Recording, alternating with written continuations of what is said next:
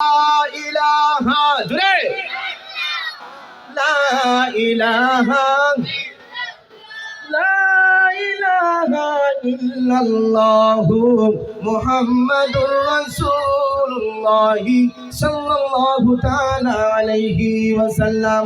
এর লাগিয়া আমি কথা আসলাম রে গুলাম, আল্লাহ পাক রব্বুল আলামিন ফরমান মাতাউদ দুনিয়া কালিল, এই দুনিয়া দুই দিনের লাগিয়া রে গুলাম। গুলাম রে জমিনের মধ্যে চলি ফিরি খাও, কোনো অসুবিধা নাই, কোনো অসুবিধা নাই।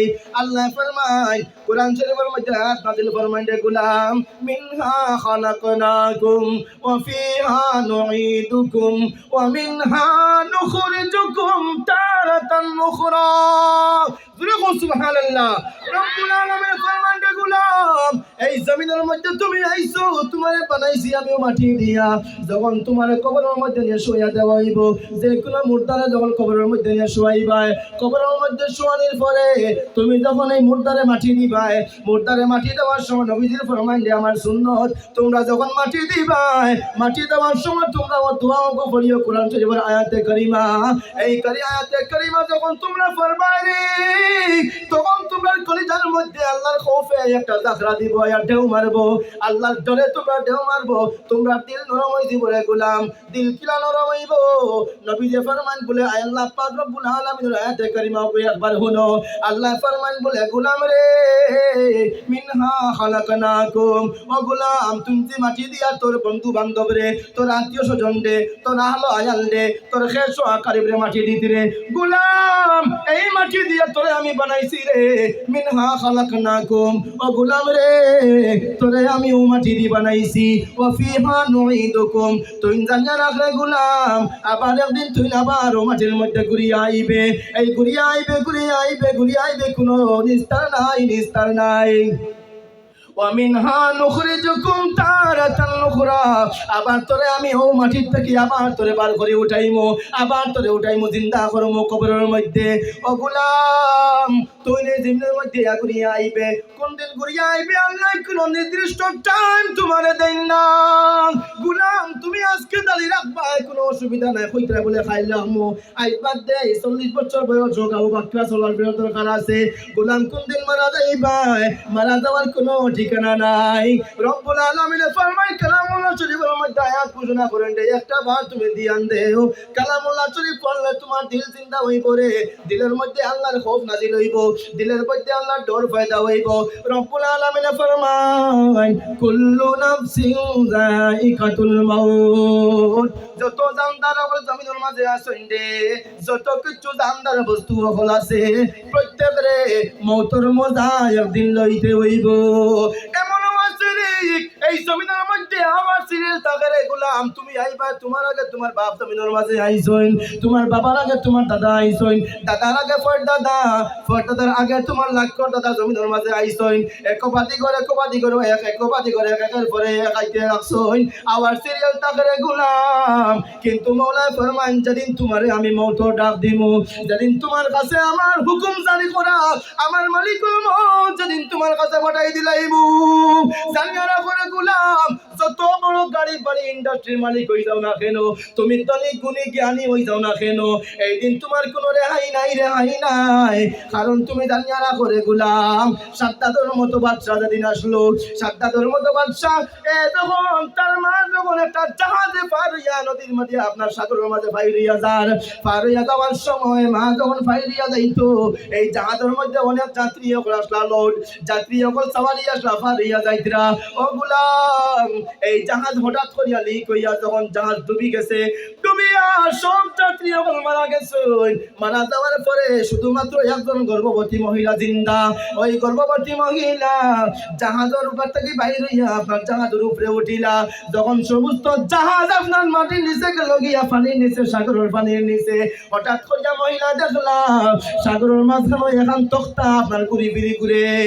ও মহিলা দৌড় মারি গিয়া তক্তার মাঝে উঠিলা, তক্তার মাঝে মাঝে উঠার পরে আপনার টুকটা অগুর মাঝে বইলা যখন নারী তক্তা যখন সাগরের ঢেউয়ে বা সাগরের বাতাসে যখন ঢেউ মারি মারি আনিয়া সাগরের তীরের মাঝে দাঁড়ে যখন লাগাইলো সাগরের ডাল লাগানোর পরে ও মহিলা গর্ভবতী মহিলা সাগরের তীরের মাঝে যাওয়ার পরে লোকে লোকে 7 মাস না সন্তান জন্ম হয়ে গেল। সন্তান প্রসব হওয়ার পরে সন্তান জন্ম হওয়ার বাদে লোকে লোকে ও পানির মাঝে বেদনা ধরিয়া আসলো আপনার প্রসবের বেদনা সহ্য করতে না পারিয়া মহিলাও লোকে লোকে মারা গেলা।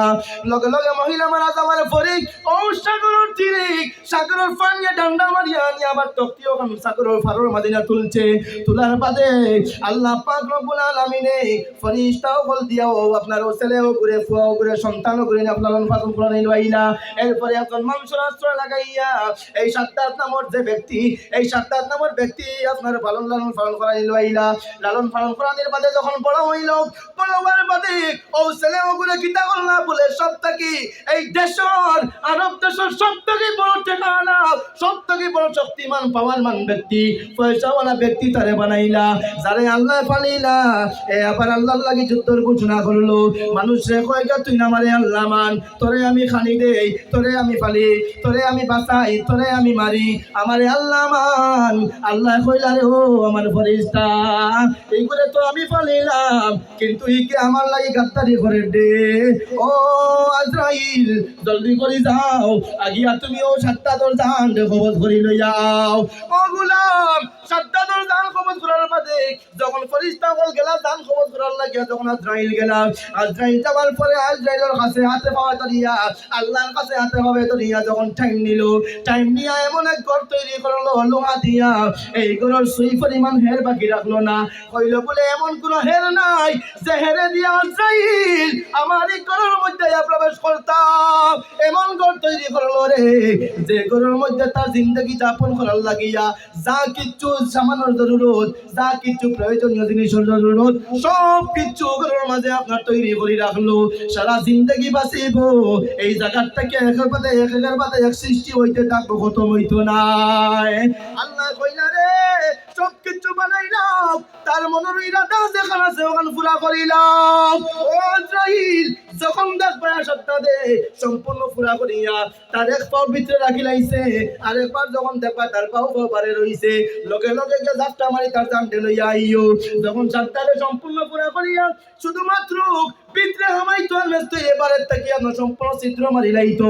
ওই সময় এক পাও ভিতরে রাখছে আর এক পাও বারে রাখছে লগে লগে আজরাইল জাপটা মারই জাপটা মারি গিয়া কই আল্লাহর হুকুম রে আল্লাহর নাফরমান তোমারে আল্লাহর কাছে লইয়া যাইতাম গিয়া।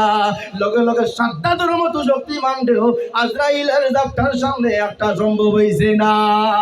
এর লাগে রে গোলাম কিসের তো বাহাদুরি কিসের তো বড়তাই যে বড়তাই তুমি করতে গোলাম আজকে তুমি ঘুমাইবাই আজকে ঘুমাইয়া কালকে সকালে আবার ঘুম থেকে উঠেইবাই কোনো ভরসা নাই।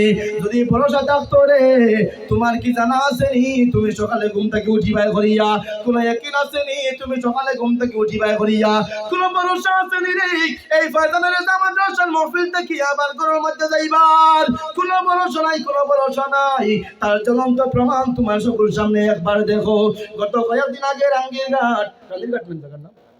রানীঘাট গত কয়েকদিন আগে রানীঘাট এক পরিবারের 4 জন সদস্য দেখছেন না আপনারা ও মুসলমান তার কয়েকদিন আগে আমরা ইলামবাজার বেরাজাল এক ফ্যামিলির থেকে 7 জন না কয়জন 6 জন ও মুসলমান যদি এরা জানতো বলে আমি জায়গার মধ্যে গিয়ে অ্যাক্সিডেন্টে মারা যাইমু আস্তা গাঁয়ে কেন আস্তা দেশে মারিয়া তারা রে করতে কি বার করতে পারলো না অনেক জি তুমি আজ মারা যাইবে অনেক গিয়া করিয়া আমি তোমার 10 লাখ টাকা দিব দিবেনি 10 কোটি টাকা দিলে দিবেনি।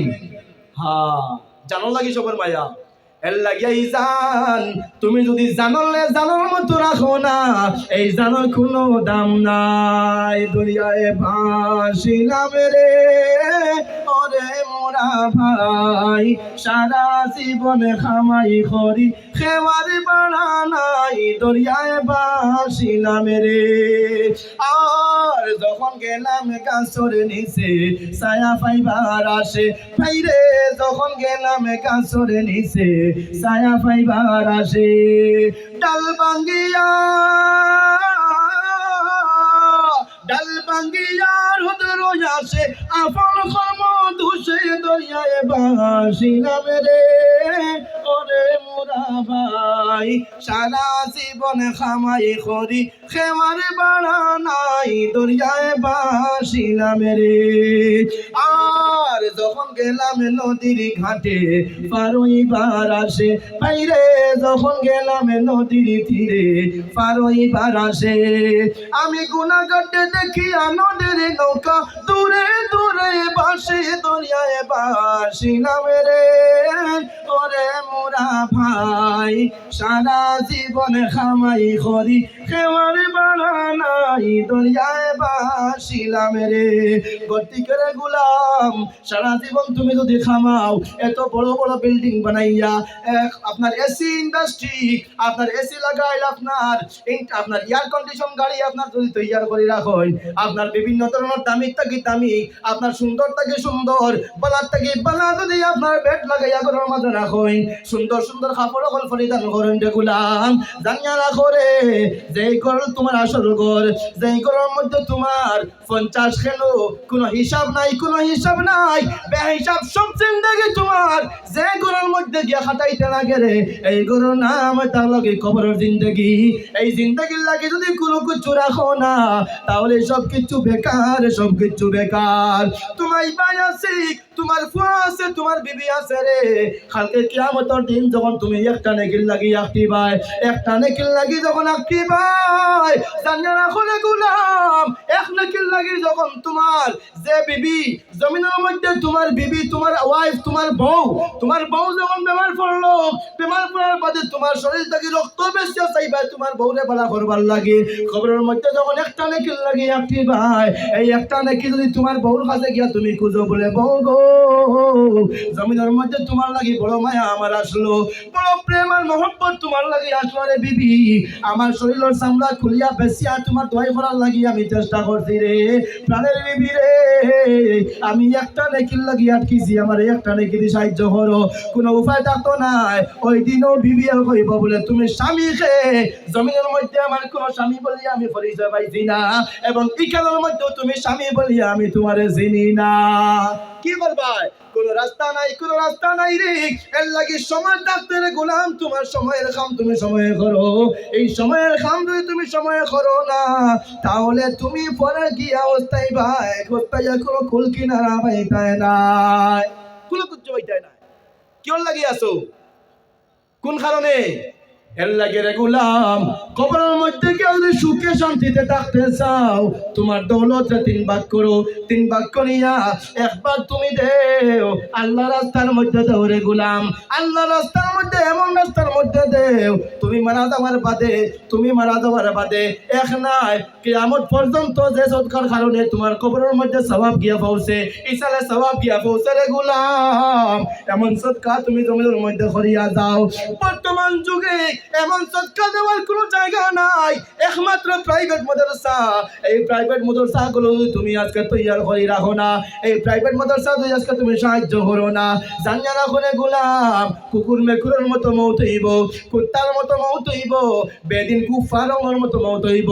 আজ থেকে 10 বছর বাদে তোমারে কলিমা পড়াইয়া, তোমারে কলিমা হুনাইয়া, তোমারে নবীর সুন্নত মোতাবেক খাপন দাপন করিয়া মাটির নিচে নিয়ে দাফন করার মতো এখন মৌলিসে পাওয়া যাইতো না রে গুলাম।